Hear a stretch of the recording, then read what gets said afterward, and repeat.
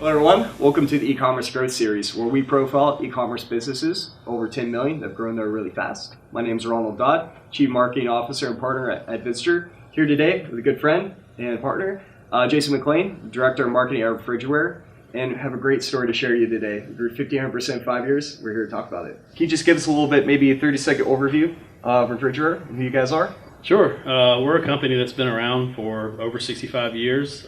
We provide all sorts of apparel for people who are working in tough conditions, and we provide them with pretty durable, rugged apparel for working in those conditions, especially extreme cold conditions. What we shoot for is really making something that's going to withstand the daily rigors of working and doing all the tasks that people need to do.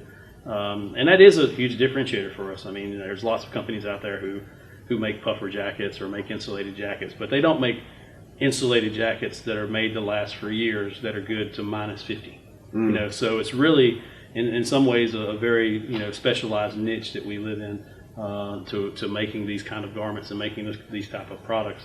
But what we realize, as an opportunity for us is that there's a whole segment of the population out there who work in tough conditions, who work in cold conditions, who aren't in our core industries. They're construction, they're agriculture, they're ranchers, they work at airports, they're utility workers, telecommunication workers who are working in tough conditions.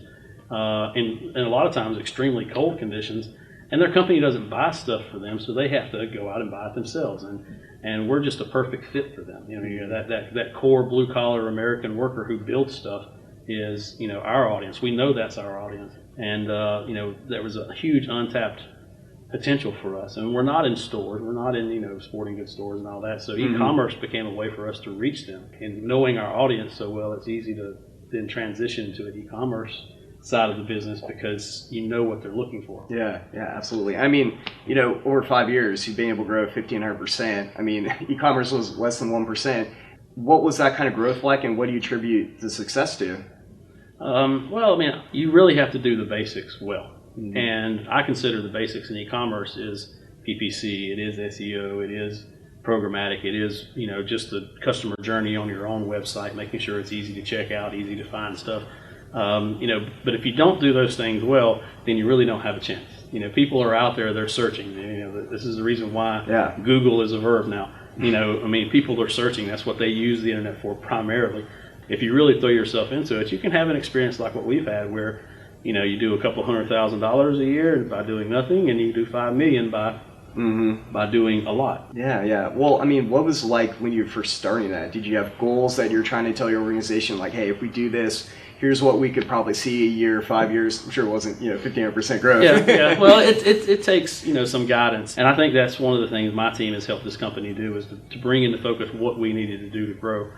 And you just have to put a strategy in place. And, if your goal is X amount of dollars, then your strategies are really important. Every experience that the customer has with you, especially in this world where the e-commerce world where there's a trust deficit. If you don't come across as authentic, then automatically you're going to be discarded by many consumers online because there is that trust. I mean, people aren't just going to give out their credit card information and their contact information. And so the more authentic that you seem and come across to people, the better. So when they see Refrigiwear, they see it being worn in actual situations where they would wear it. And it's traffic, it's conversion rate, and it's cart size. Those strategies are really key because that's where all the tactics filter down from.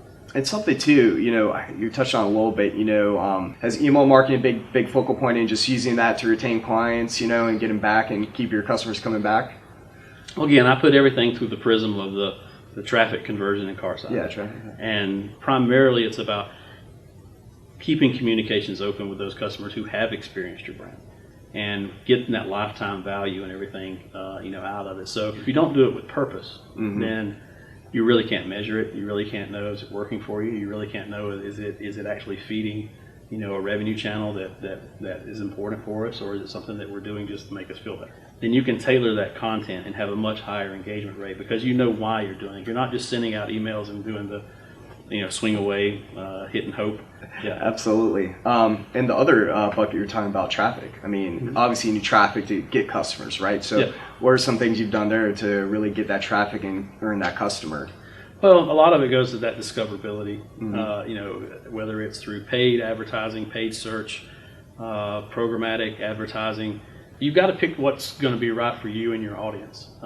And for us, being a brand that's been around a while, we have a lot of content, a lot of product, a lot of proven in the field stories that we can tell.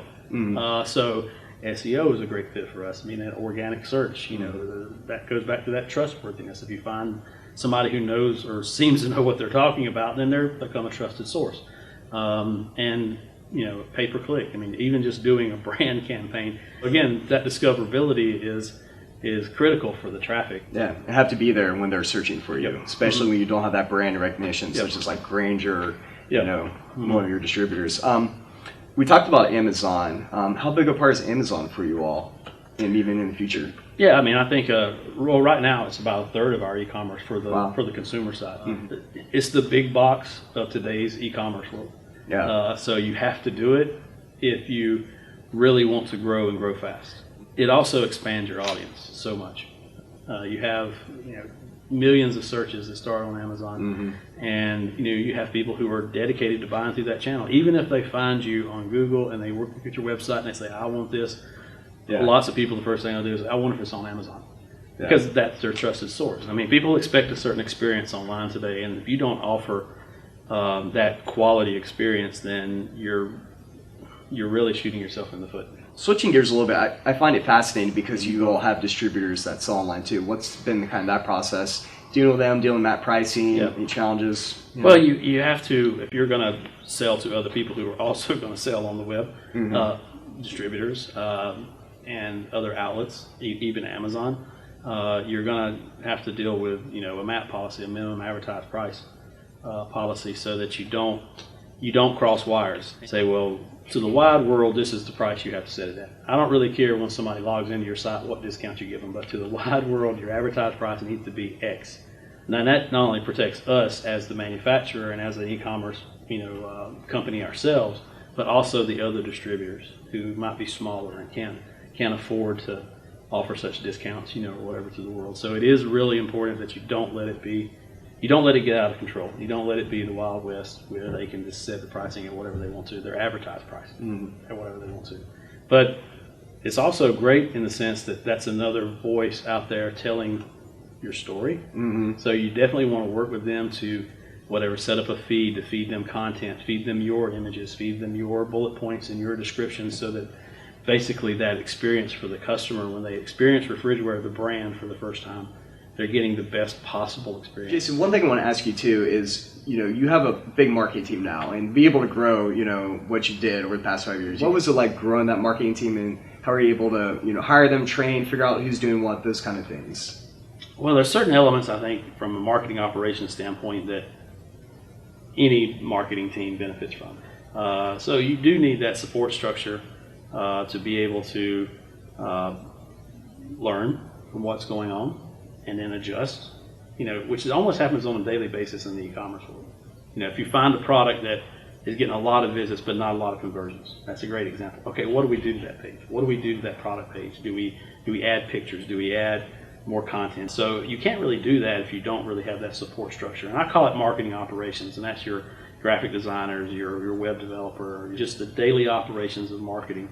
So important in the e-commerce world. And with that, I mean, over the past 5 years, have you had any big challenges that you've really encountered along the way? Any big, roadblocks? Sometimes it's the company getting in the way of itself. Because when you talk about e-commerce from a marketing standpoint, it's really exciting. It's the pictures, it's the paid advertising, it's video, but that filters down to distribution.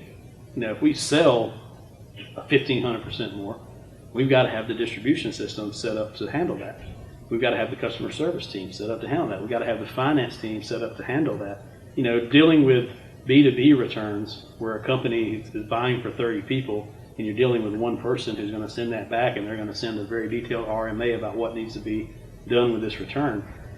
That's different than dealing with 30,000 consumers. And that's one of the biggest hurdles for any company who's making that transition from traditional B2B or sold on site to e-commerce. And just building on that, what are you most proud of for your past 5 years and your biggest successes? I think obviously building a team. Another thing, and this goes directly to the the creativity of the team and the real brain power we have behind branding is actually building the brand and really starting with those building blocks, a style guide, a brand corporate profile. What is our voice? What is our persona? Story is everything. If you're not making some sort of emotional connection or at least a personal connection with those consumers, then why do they want to trust you? They've got so many choices in the world. Why you? All right, Jason, thank you so much. This is great. I appreciate you being on the show, and thanks for everyone joining us.